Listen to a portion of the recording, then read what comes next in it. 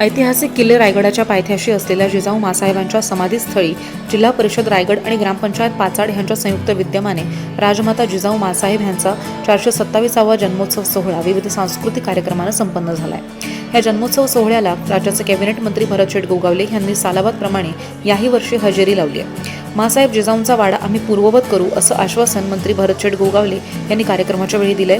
कार्यक्रमाला मोठ्या संख्येने शिवप्रेमी, प्रशासकीय अधिकारी, ग्रामस्थ आणि विद्यार्थी मोठ्या संख्येने उपस्थित होते। आज शिंदखेड राजा इथे जन्म झालेल्या आई जिजाऊ मासाहेबांचा तिथेही जन्मोत्सवाचा मोठा कार्यक्रम साजरा केला जातो आणि ज्या ठिकाणी तिथे समाधीचं ठिकाण आहे त्या ठिकाणी आम्ही दरवर्षी हा कार्यक्रम साजरा केला जातो।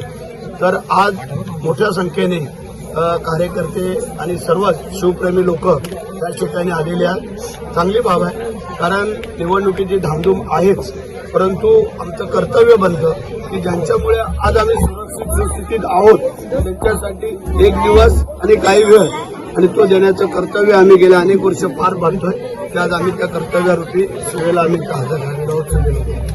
जिजामातांनी स्वराज्यासाठी महत्वाचं योगदान दिलेलं आहे। शिवाजी महाराजांनी जडणघडण केली, मात्र त्यांच्या वाड्याच्या दुरावस्था झालेली आहे, प्रचंड दुर्लक्ष होत आहे, यासाठी काय योजना आहे का? असं काय नाही आहे, तुमचं म्हणणं बरोबर आहे, परंतु पुरातन खात्याच्या अखत्यारीमध्ये येत असलेला हा किल्ला आणि हे सगळं पुरातन विभाग आता तो वरचं काम चालू आहे, ते काम झालं का आम्ही खालच्या कामाला सुरुवात करणार आहोत। आपलं म्हणणं अत्यंत योग्य आणि रास्त आहे आणि हे जिजाऊ मासाहेबांचा वाडा हा पूर्ववत करण्याची जबाबदारी आमची आहे आणि ते आम्ही करून घेतो।